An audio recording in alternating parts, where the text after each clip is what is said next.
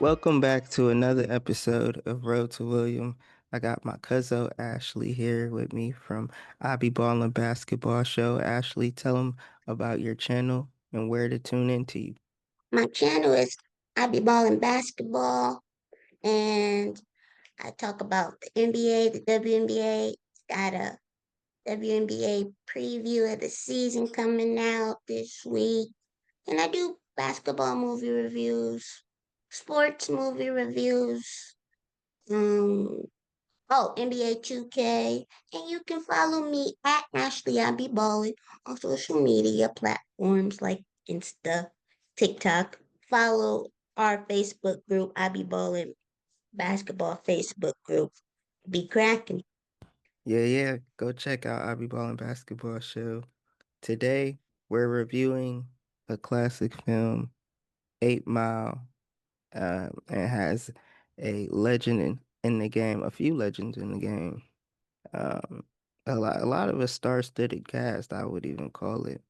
But one of the hip hop legends, Eminem, and it shows you a little bit of how he started. He kind of gave you a view a little bit into his world, which I feel like a lot of people don't really do, especially artists. They don't like to show you the more personal sides of them, and it showed a lot with a lot of like his friends, his family, and I feel like one of the biggest things he kept doing was like trying to protect uh and keep at bay like his things that he cherished the most, even like his music to an extent.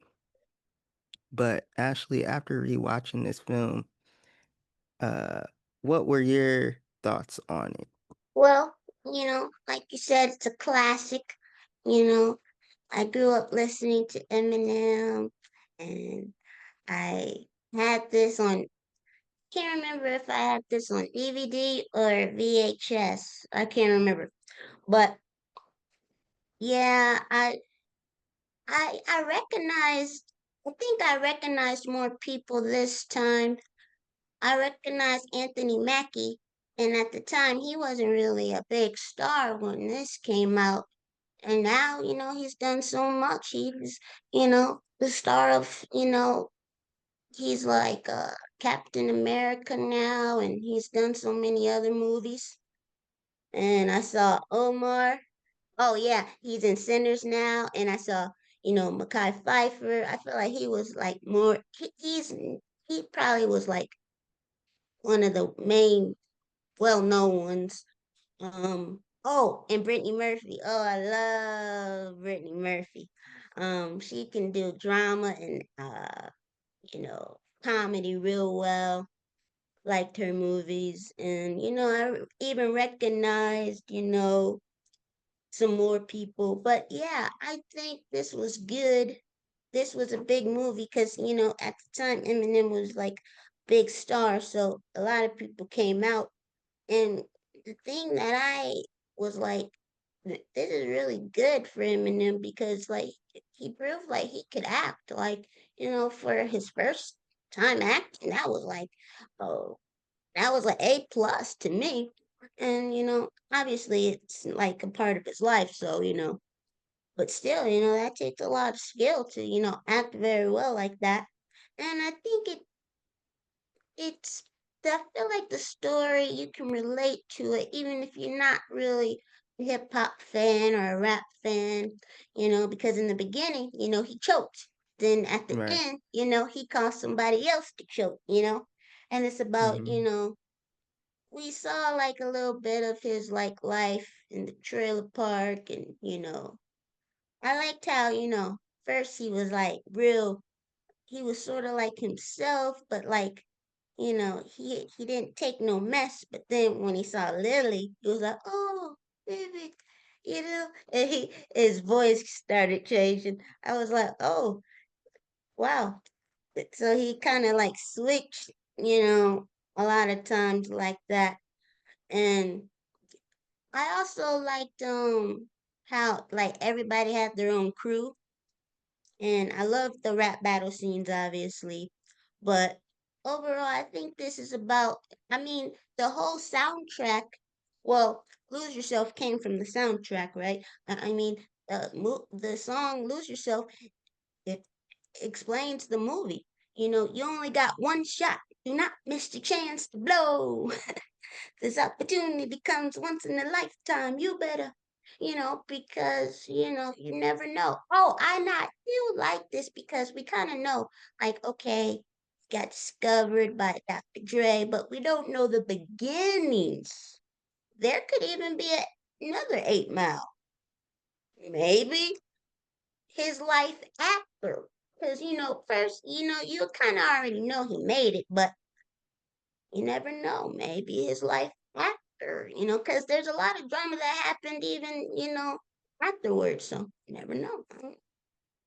I agree. That would be dope to see uh from that point, him leaving that battle and going off to his dreams to see where it would pick up, especially in the beginning. It would be dope. Yeah.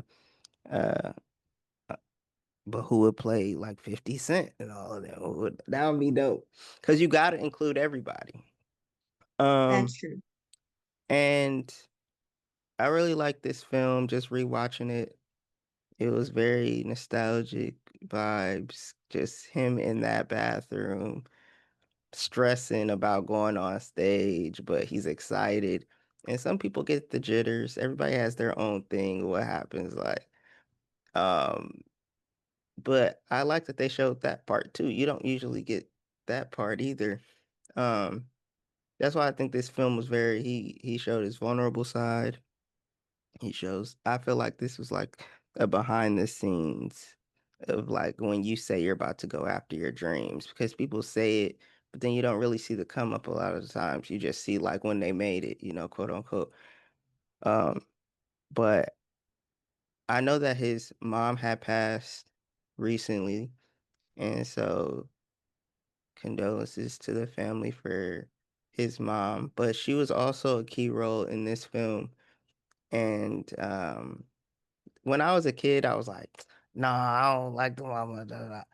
And as I rewatched it as an adult, I could see differences on just how you view the parents in a different light, just being an adult versus when you were a kid. I feel like I gave her some grace more after rewatching it. But what about you when it came to rewatching it, certain scenes? Like that was a scene where I was like, okay, I grew up a little bit. But there are certain scenes where I'm like, no, unacceptable. Like when Homegirl and Dude was caught in the studio. But my thing is this. This was the thing. B Rabbit, he basically didn't know what kind of girl he was dealing with. Because he thought, oh, maybe this could be someone who's like this could be my next relationship. I think it was just two ideas and they weren't communicating it enough. Like it wasn't communicated enough on either end. Like if you wanted to pursue her, you kind of had to really approach her with that, but that wasn't what she was trying to do. Like she was like, "Look, I'm single, I'm out here." Like but you could kind of see B Rabbit was from a standpoint of he just got out of a relationship, and it was because he found out she was cheating. Basically, he got enough of that. I'm like, you're going back in the same route, but with the same heart. And so he got hurt with that. But so, because I don't really put the blame on the girl. I put the blame on the dude who kind of knew, you know what I mean? The producer guy who was trying to get him. Because he was after just this opportunity too. Like, he's kind of getting the momentum of his own success, of his own fame. And you're kind of seeing like everybody kind of trying to get it out the mud on their own. And Future, his best friend, like you could tell he was trying to push. He saw something in B Rabbit and B Rabbit knew like he was right. Like, yeah, there is something. I just don't have that push, that drive just yet. And but yeah, after rewatching certain stuff, I was like, I get it. What about you? Um, you want me to tell him about the relationships? Yeah. Well, I did think Wink, he probably tried to play both sides, with the free world, but also with B Rabbit. And he was probably just trying to make it. And, Future was like, what about this time and that time? He didn't really believe Wink. And, B Rabbit did believe Wink because, he's trying to make it free demo, maybe something can happen. But I don't really blame anyone from like that relationship, with the girl, because I feel like Wink was really just playing both sides. So, you know, he wasn't really down with, B Rabbit's crew. He was just pretending like he was. He was playing both sides. And, and then the girl, I don't know, maybe she was thanking him for the modeling gig. I don't know. And but you know, I think B Rabbit wanted like a relationship with her possibly, but she was thinking about just getting out of there, having fun, doing her modeling thing. But yeah, like even in the rap battle, he was like, "Yeah, Wink did F my girl," and I'm like, I don't even think it was your girl. I think she was just out there. Yeah, you guys did it. Secretly outside public at work. I mean, It's like that I, scene from the Parkers, or that episode from the Parkers where T and the professor was after the same girl, and she was like, "Whoa, whoa, whoa, none of y'all asked me to be exclusive with y'all," because they were upset like, "You talking to my girl?" She was like, "What?" And I think that's what it was. It was like Wink knew what it was, and like she knew what it was, but B Rabbit didn't really see it that way. And it was like none of y'all kind of stepped to her. Y'all quick to bang it, but y'all not quick to rang it.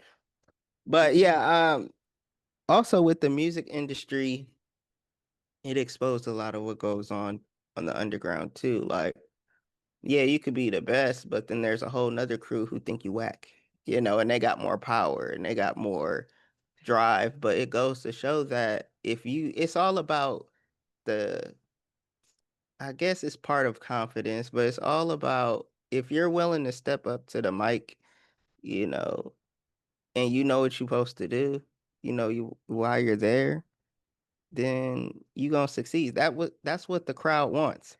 And I don't know if y'all watch Chrome 23, but it's by Remy Ma, and she's like basically the future. And she be in the middle. And sometimes I look at her to just kind of see like if you done made her smile or laugh, I feel like you done did something. And I feel like I saw that a lot in this film too. Like this was before I used to watch battle raps, but after watching this film and after seeing battle raps, I'm like, no, it's you damn near you need the crowd and you need the host to like really mess with you. That's what kind of gets you to the next level because they had to get to, and the crowd gonna know. The crowd not, your fans. They not nobody's fans. They with whoever rocking that mic, and I like that's how they kind of get it. They give you the history of rap and the underground scene and what that means. Um, what was your favorite uh battle scene? Did you like in the beginning or did you like toward the end? all the battle scenes. I liked when he was battling Exhibit at work. I like that one. And I did like when the girls were spitting, the girl at work was spitting, and then when it was dark outside, and it was after the rabbit had choked, and it was a girl spitting. I liked her, and I liked all of. Oh, and I even liked the Sweet Home Alabama scene where he was spitting about his mom and you know the boyfriend. I liked all of the scenes. I didn't think Free Road was really that good, to be honest. I don't think they was really that good. But yeah, of course, I like everybody replays the ending part because that's where it really explodes. Because Eminem, he figured out like they're just gonna say the same thing, you know, and he also got the crowd into it, you know, and I like when he showed his butt. That was funny. Uh, um, but also you supposed to like have dirt on the person, and he wasn't even he didn't even dig up dirt about Papa Doc. It was just a girl talking at a party, and he used that against Papa Doc, aka Clarence, and his parents had a real good marriage. And I think that's kind of funny because some people were talking about John Morant like that because John Morant liked to be like, I'm a gangster, but really, he didn't come from that. And so people were doing that with him. But yeah, what else? And I did like, Eminem even used what they were gonna say, you know, Cheddar, Cheddar. That was my favorite character. And Cheddar was like, "Aren't you afraid what they're gonna say?" And he was saying all the things they were gonna say. Then Eminem, or B Rabbit used it, in his rap. And I think that's what you need to do. You need to dig up dirt on your opponent, get the crowd involved, and you know he knew everything they were gonna say, so he used that. So I liked all the battles. Yeah, I forgot about the lunch one. The lunch one was pretty fire. Like, and I wanted to keep hearing more of what she was saying. It like faded off. I'm like, dang. Yeah, that was some good scenes. Um, I liked how, um, I liked how Alex was supporting B Rabbit, and she would always kind of just pop out of nowhere, and just be there to support him. Like, and I think that's what gravitated him more to her, because it was like all she really wanted was for him to like do better, like and be better, because she was doing the same thing. Um, she was kind of in already in the kickstart of her finding her way, and he was in the very beginning. So she was giving him that grace that like, oh, I understand where you're going. I'm gonna give you that push because no one was really there for me. Blah blah blah. Um, that house scene with the fire, that was a dope shot too. Um, and the guy, I'm trying to find the friend's name, but he kept preaching to them the whole time. Oh yeah, he Uh, was funny. and it reminded me of that "Don't Be a Menace," and it was like mocking dude.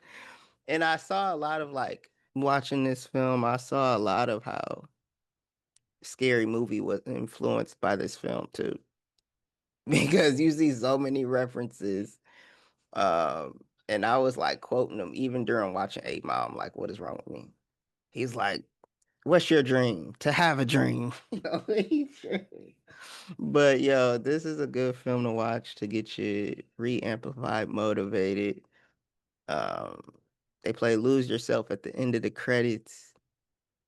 Just an overall good classic film we had to tap in, watch. Thanks, Ashley, for um tapping in with us on this film.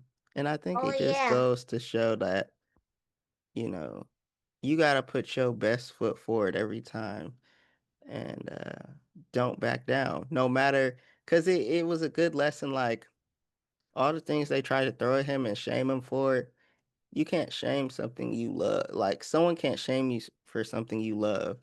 And they tried to like break him down through his relationships, through his family, his background. They wanted to shame him because, yeah, you're white. You don't know, da da da. But it's like that also showed at the end of the day, like, but he got skill. He got way more skill than you. And hip hop is about culture. It's about community and supporting what's good and supporting what's gonna help other people. And if you don't support people like B Rabbit and other people, like, then the culture will die out, because as much as people want to claim they're the goat of something and they're at the top, it's only because of the people that push you up there. And I think the free world kind of got that twisted in their head. And that's why they fell because they thought they were gonna easily win that game. But if you're not on top of your game, you gonna trip up and fall. But what were you gonna say? Oh, I was just gonna say that when I was watching it, I realized that one of the guys that he was battling um in the beginning, his name is Proof, and and he was he did die, but he was in Eminem's rap group D12. So I remember that, and I remember like Eminem talking about Proof and how he died and stuff. And so I was like, it's Proof right there. I was like, oh, so yeah, it's not that he made group D12 too with his homies. Yeah, that was iconic too. And so, yes, go check the film out. Go check out Ashley Abby Ball and Basketball Show. And go follow me on Instagram, TikTok, and join the community here on Facebook. I mean, right here on YouTube, and go support Ashley's Facebook group. Join the chat, join the conversation daily. And yeah, like I said in my last video, I'm dropping daily till my birthday. Gonna be the big 3 too. And Whoa! yeah, so I'm dropping every day. So support the channel, subscribe, share this video, and join the chat down below. Peace.